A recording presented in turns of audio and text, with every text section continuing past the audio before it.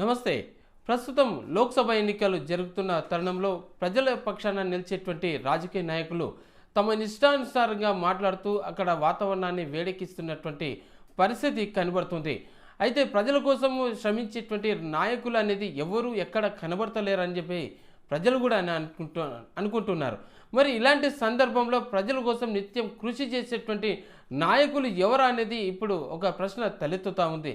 ఇది ఇలా ఉంటే ప్రస్తుతము రాజకీయ నాయకుల యొక్క బూతు పదజాలం అనేది విశృంఖలంగా తయారైపోయింది. అసలు వీరు చెప్పేటువంటి మాటలు దశ అనేది నిర్దేశం లేకుండా పోతుంది.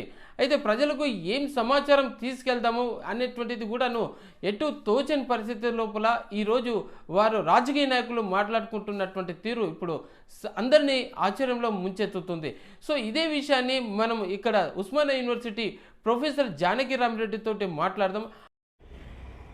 ఈరోజు ప్రధానంగా తెలంగాణ రాష్ట్రంలో అధికార కాంగ్రెస్ పార్టీ, ప్రతిపక్ష భారత రాష్ట్ర సమితి పార్టీ, తర్వాత భారత Janata party BJP, BRS, Congress party, తర్వాత ఎంఐఎం పార్టీ, మజ్లిస్ ఇత్తెహాదుల్ ముస్లిమీన్, ఈ 4 పార్టీల మధ్యనే ప్రధానంగా పోటీ నెలకొంది. తెలంగాణ ప్రాంతం నుంచి ఉన్నటువంటి లోక్సభ సీట్లలో 17 ఉన్నాయి. ఈ 17 సీట్లలో ఎవరికి వాళ్ళు తామే ఎక్కువ స్థానాలు గెలుస్తామనేటువంటి ఒక ఉద్దేశంతో ముందుకు పోతున్న విధానాన్ని మనం చూస్తున్నాం.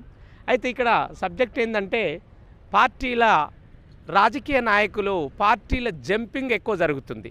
అంటే చెరువులు వేసవికాలం తర్వాత చెరువులు వర్షాకాలంలో భారీగా చెరువులు నిండిన తర్వాత కప్పలు వచ్చి చేరినట్టు ప్రజాహితాన్ని పక్కన పెట్టి నియోజకవర్గ అభివృద్ధిని ఇంకా పక్కన పెట్టి ప్రజల సాధక బాధకాలు, ప్రజల కష్టసుఖాలను వాటితో సంబంధం లేకుండా ఈరోజు మరి కరువు పరిస్థితి నెలకొన్నది. తెలంగాణలో వాటరు స్టోరేజీలు చాలా ఖాళీ అవుతున్నాయి.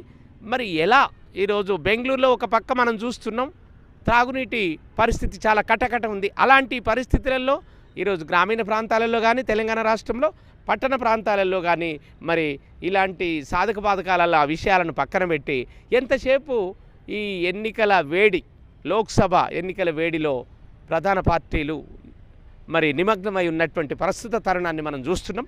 సరే, అట్లనైనా నియోజకవర్గ ప్రజల కష్ట సుఖాలలో పాలు పంచుకునే విధంగా ఆ ప్రజల యొక్క బాధలను మరి అర్థం చేసుకొని వాటిని తీర్చే విధంగా హామీలు ఇస్తున్నారా, లేకపోతే అధికార దాహమే ప్రధానంగా మాకు అధికారం చేజెక్కించుకుంటే చాలు ఈ జనాకర్షణ పథకాలు, జనాకర్షణ స్కీములు ఏవైతే ఓటర్లను ఎక్కువగా ఆకట్టుకొని ఓటు బ్యాంకు పాలిటిక్స్ విషయాన్నే దృష్టిలో పెట్టుకురు తప్ప డాక్టర్ బిఆర్ అంబేద్కర్ రాజ్యాంగంలో ఏదైతే చెప్పిండో ఉచిత విద్య, ఉచిత వైద్యం, ఉచిత న్యాయం అనేటువంటి 3 ఆయన రాజ్యాంగంలో భారత రాజ్యాంగంలో రాసిన విషయాలను పక్కన పెట్టి ఒక ప్రజలకు అవసరం లేని స్కీములు, ప్రజలు అడగని స్కీములు ప్రతి పార్టీ, అధికార పార్టీ కాంగ్రెస్తో సహా ఈరోజు ప్రతిపక్ష పార్టీలు కూడా ఆ విధానంలో సరే అవి చెప్తూ ఓటర్లను ఆకర్షించుకుంటూ కానీ ప్రజలు ఎలా ఈ యొక్క ఓటింగ్ సరళిని దీన్ని చూస్తున్నారంటే వీళ్ళు మాట్లాడే భాష ఏమాత్రము ప్రజలకు నచ్చే విధంగా లేదు. ఎందుకు? వెనుకటి నుంచి ఒక సామెత ఉంది, యథా రాజా తదా ప్రజ. అంటే మన పాలకులు, మన రాజులు ఏ విధంగా ఉంటే ప్రజలు అదే విధంగా ఫాలో అవుతారు. అయితే వీళ్ళు మాట్లాడే భాషలో చాలా అసభ్య పదజాలం, అన్పార్లమెంటరీ లాంగ్వేజ్ యూజ్ చేస్తున్న విషయాన్ని ప్రజలందరూ చూస్తున్నారు. అది ఎంతవరకు కరెక్టు? మీరు ఒక ప్రజాప్రతినిధులుగా మీరు కరెక్ట్ భాష ఉపయోగించి ప్రజలను సక్రమంగా మీరు ఉండాలని కోరుకునే బదులు మీరే ఒక ఇక ఎలాంటంటే మేము ఒక ప్రొఫెసర్గా, ఒక టీచర్గా చెప్పజాలొద్దు అలాంటి భాషను ఉపయోగిస్తున్నటువంటి విషయాన్ని మనం చూస్తున్నాం. కానీ రేపు సభ్య సమాజానికి, సమాజంలో ఏం సంకేతాలు వెళ్ళిపోతాయి? మీరు మాట్లాడుతున్న భాష ద్వారా నేటి యువత ఏం నేర్చుకోబోతుంది? ఎలాంటి సంకేతాలు ఇస్తున్నారు ఈ సమాజానికి? మీరు అది పరిశీలించుకుంటున్నారా ఓ నేతలారా, ఓ రాజకీయ నాయకులారా, ఓ ప్రజాప్రతినిధులారా? ఎందుకంటే మాట్లాడే భాష చాలా ఇనసొంపుగా, ఏమో పిల్లగాడు అందం లేకున్నా పిలిపన్న శృంగారంగా ఉండాలనేది మన తెలంగాణలో ఒక సామెత ఉన్నది. కాబట్టి భాషను మరి ఒక పద్ధతిగా మాట్లాడి ప్రజాస్వామ్యబద్ధంగా మరి ఇక పార్టీల విషయానికి వస్తే ప్రజాస్వామ్యం అంటే ఎవరి కొరకు? ప్రజల కొరకు, ప్రజల చేత నిర్వహించబడే విధానమని మరి అమెరికా మాజీ అధ్యక్షుడు అబ్రహం లింకన్ గారు ఎప్పుడో చెప్పిపోయారు ప్రజాస్వామ్యానికి.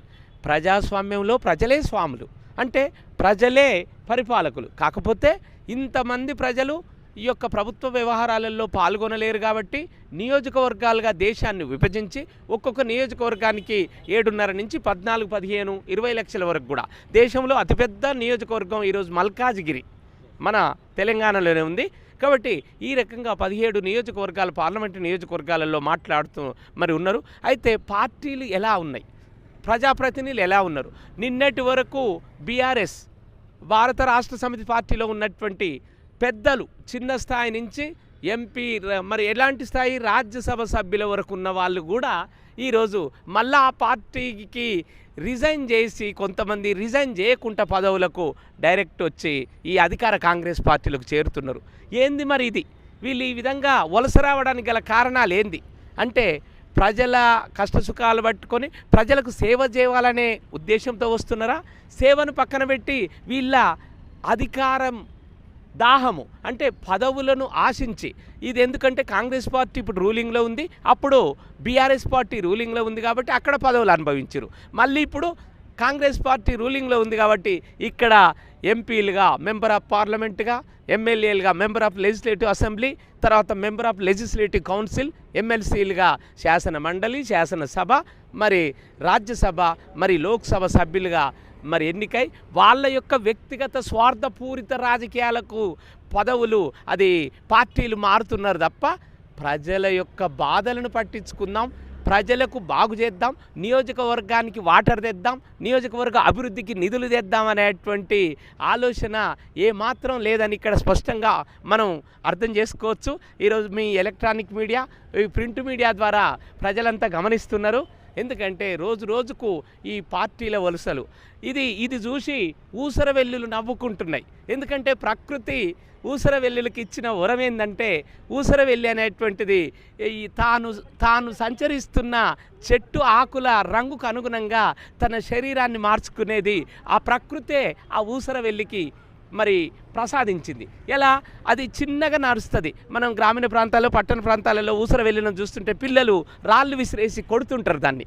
అంటే మిగతా జంతువుల బారి నుంచి, ఈ మనుషుల నుంచి ఆ ఊసరవెల్లులు తమ ప్రాణ రక్షణ కొరకై రంగును మార్చుకుంటున్నాయి, అది సంచరించే చెట్టు ఆకులకు అనుగుణంగా. మరి వీళ్ళు ఎవరి కొరకు రంగులు మార్చుకుంటారు?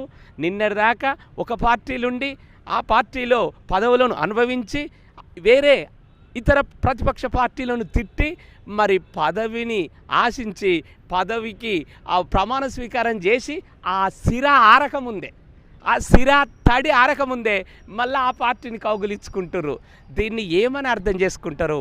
ఈ సమాజంలో ఓటర్లను చైతన్యవంతులుగా చూస్తుర్రా?